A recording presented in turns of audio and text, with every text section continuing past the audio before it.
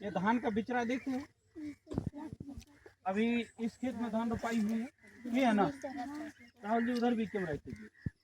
अभी उस खेत में रोपाई होने वाला है, ये बिचरा वहीं से लाए हैं अपने लिए, वहाँ रखा हुआ है।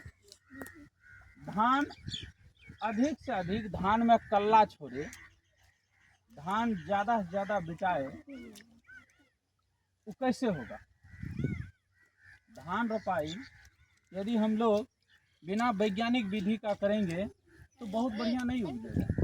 बहुत ज़्यादा एक बीट में बहुत ज़्यादा कल्ला नहीं छोड़ेगा। बहुत ज़्यादा कल्ला छोड़ने के लिए सबसे पहले धान के बिचरा गिराने पर ध्यान देना चाहिए। सुन रहे हो? धान का बिचरा सबसे पहले क्या करना चाहिए? ऐसे खेत में नहीं गिरा देना चाहिए। सबसे पहले, अरे सुनो बाबू, करना चाहिए प्लास्टिक बिछा देना चाहिए, उस पर हल्का सा पहले मिट्टी दे देना चाहिए और उसके बाद धान का बिचरा उस पर बिछा देना चाहिए। ठीक है? उसके बाद बहुत कम मिट्टी देकर उनको क्या करना चाहिए? ढक देना चाहिए और उसके बाद उस पर पुआल दे देना चाहिए। कोई भी चीज़ जो उसमें बहुत ज़्यादा धूप ना लगे और लगातार उस पर, सुन रहे हो, लगातार उस पर क्या करना चाहिए? पानी का छिड़काव करना चाहिए। और ठीक 22 से 25 दिन में, सुन रहे हो ध्यान से, बिचरा 22 से मैक्सिमम 22 से 25 दिन में उसको क्या करना चाहिए? बिचरा को उखाड़ लेना चाहिए। और उखाड़े कैसे? ऐसे नहीं कि मिट्टी उसका झड़ जाए, एकदम मिट्टी सहित उनको उठा के किसी ऐसे बर्तन में रखना चाहिए जिस बर्तन में उसका क्या हो, मिट्टी नहीं गिरना चाहिए। सुन रहे हो? उसके बाद और आते हैं और मजदूर जो तुम्हारे यहाँ का कैसे करते हैं, ऐसे ऐसे जो लगाते हैं, ये नहीं लगाना चाहिए। कैसे लगाना चाहिए? सबसे पहले तो दूरी का ध्यान रखो, इतना दूरी पर लगाएंगे, इतना दूरी पर।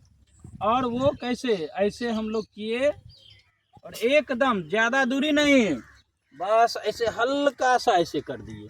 सुन रहे हो? अभी तो इसमें ये हल्का सा इसका सिर सिर्फ है अंदर, ये बस ऐसे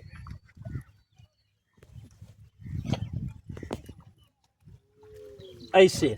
सुन रहे हो? क्यों? ज़्यादा यदि इसको अंदर गाड़ने से क्या गड़बड़ी होता है? सुन रहे हो? ज़्यादा अंदर देने से क्या गड़बड़ी होता है?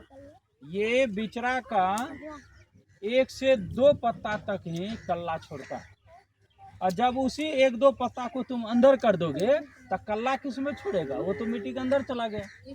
बात समझ रहे हो?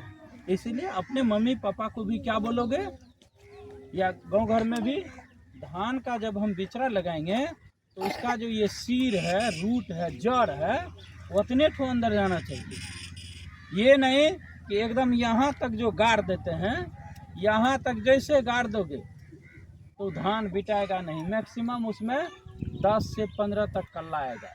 यदि इसको एकदम इस हिसाब से लगाओगे, इसका वो 1-2 पत्ता जो है, ये पत्ता और ये पत्ता, ये दोनों पत्ता यदि मिट्टी के अंदर नहीं गया, सुन रहे हो, तो वह धान का बीट कितना कल्ला छोड़ेगा? जहाँ 20 कल्ला छोड़ने में धान का दम टूट जाता था, वहाँ कितना छोड़ेगा वो? 120 तक जा सकता है, 130 तक जा सकता है, 140 तक जा सकता है। हम एक बार इस विधि से धान लगाए थे। इस विधि का क्या नाम है? इस विधि से धान लगाने की प्रक्रिया को क्या कहते हैं? श्री विधि। क्या कहते हैं? श्री विधि। यदि श्री विधि तरीके से धान लगाया जाए तो वह धान एक बीट में कितना कल्ला होगा बेटे? 140 तक, 150 तक, 150 कल्ला होता है और उस धान में उपज बहुत ज़्यादा बढ़ जाता है। ठीक है, चलो अब हम लोग चलें अपने अपने